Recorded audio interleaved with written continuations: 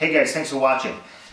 We are in a town called Winchester, Virginia, and we're actually outside maybe 15-20 miles from the range that we're at. One older fella, he was interested in the sport. I think it may have been his first shoot ever, and he had a bunch of questions to ask as far as gear, what he should get, what he shouldn't.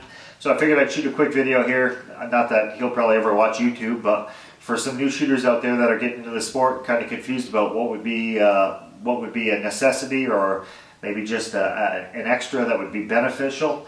I figured I'd run through what I got here in my pack. This is kind of my essential type stuff, and definitely a must-have. A few things in here I think are important, but you don't really need them. So obviously you're going to start with a rifle of some sort, scope, bipod, obviously a necessity. You're going to need magazines. If you're shooting with a 5-round internal magazine or something like that, I would figure out a way to get a detachable box magazine that runs AI magazines or even Magpul.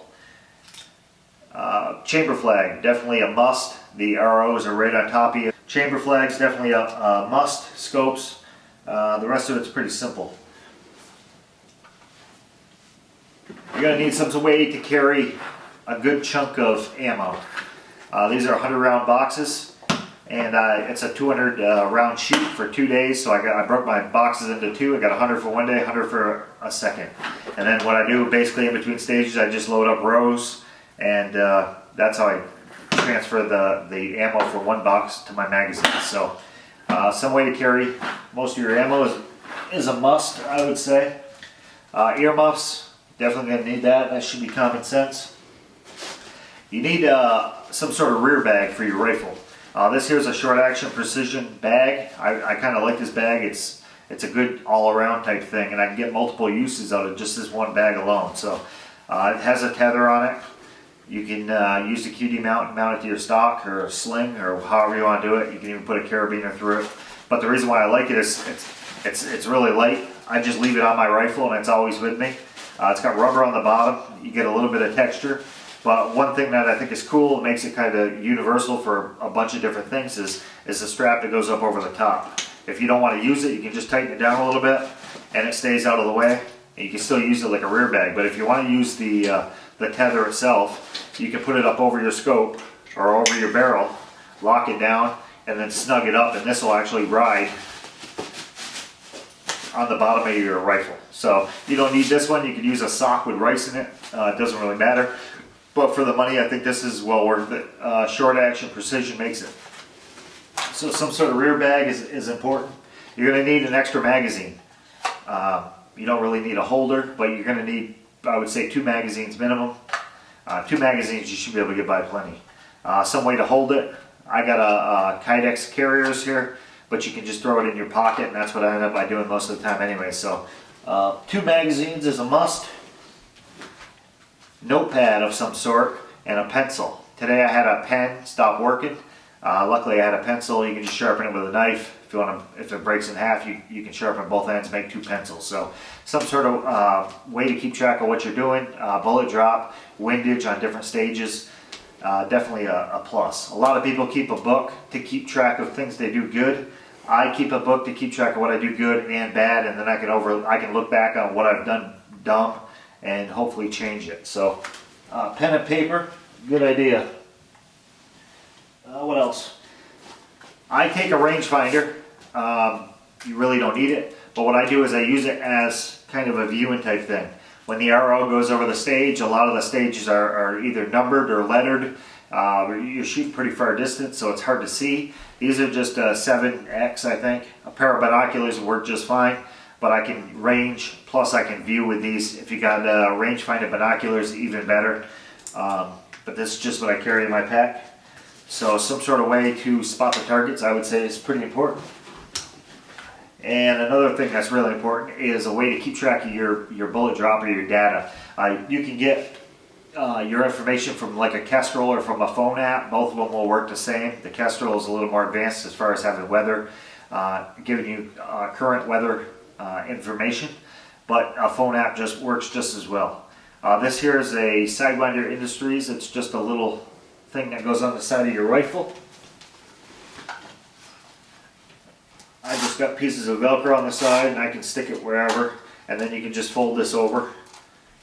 And now you can look, when you're behind the rifle, you can actually see what's going on and all your different information for your scope or what you're going to dial.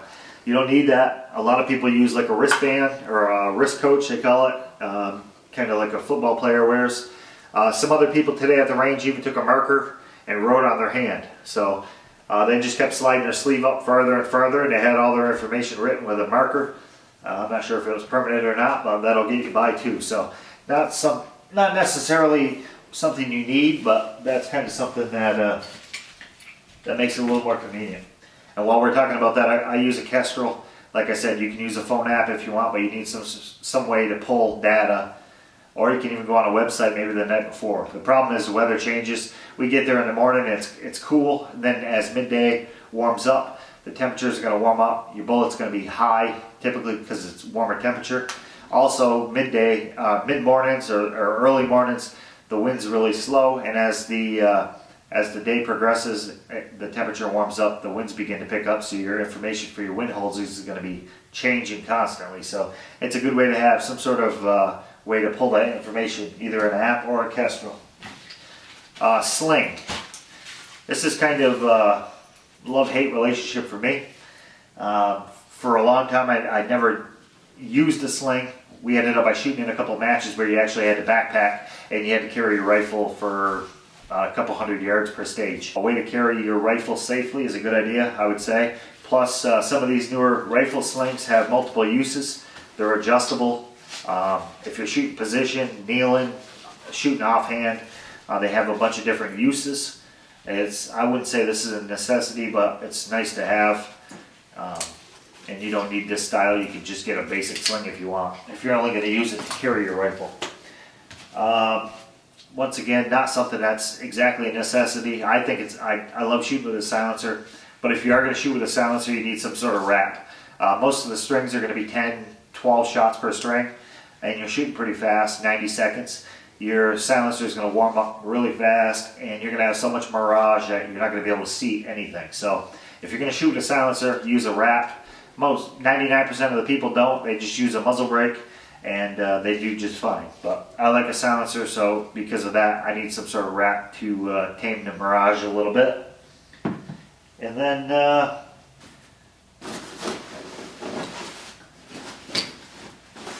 positional bags.